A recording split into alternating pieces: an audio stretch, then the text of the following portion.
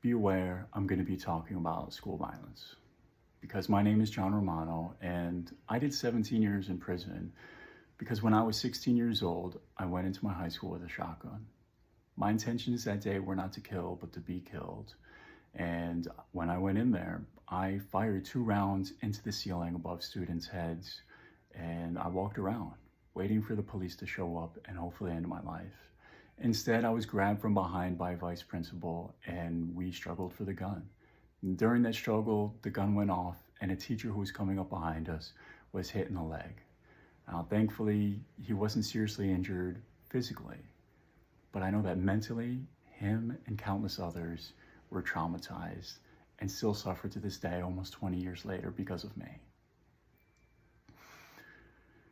So now I do my best to talk to people, to answer questions, and to hopefully make change so that other communities, other people don't go through what my victims did. One of the most common things I get asked by teachers is, how can I help my students who may be struggling?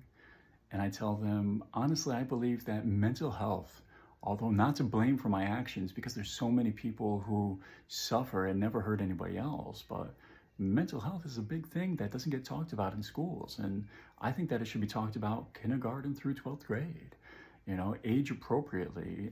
If you just think about it this way, especially with kids when they're younger, I'm sure when they're reading a story, you ask them, what was that character thinking? What were they feeling?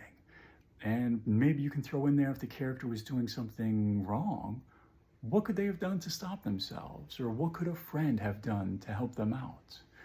And then as the kids get older, you still have that same discussion with them in the literature that they're reading, or even historical events or current events.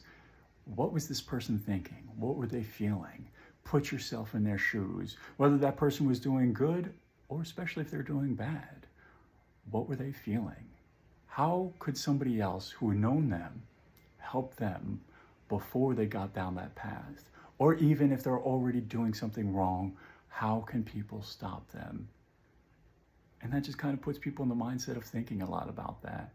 Not just the, physical reaction of how can you stop somebody while they're doing something horrible, while they're doing something wrong, but psychologically, how can you help somebody? How can you guide somebody, even if it's yourself? And that just really gets the conversation going. And from there, I'm sure you would then learn from your students also where their mindset is. And you can see who may be struggling, who may need extra attention. And if they do need extra attention, I also believe that it's important that people open up to them. You're an adult, and I remember as a child, you look up to the adults sometimes. And I just think that if we opened up to the younger kids sometimes, age appropriately, of course, and let them know, hey, when I was your age, I was going through situations like this. This is what helped me, or this is what I wish I had done differently. And when you open up to them, they're more likely to open up to you. Because I've learned, when I finally learned to open up and it was already too late, I already hurt so many people.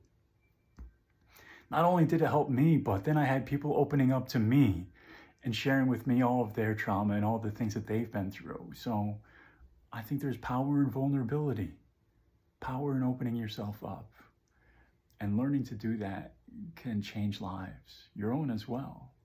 So that's just one way of helping students out, helping yourself out maybe, or just opening up and sharing yourself with other people, whoever they may be. You can help so many people in so many ways.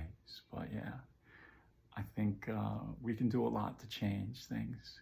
And none of your students may be thinking of doing something as horrible as what I did, but you might be able to help them in their own suffering so that they don't feel so alone anymore, so that they might be less likely to hurt themselves, or maybe that they might be less likely to go down the path of self-medicating with alcohol or drugs.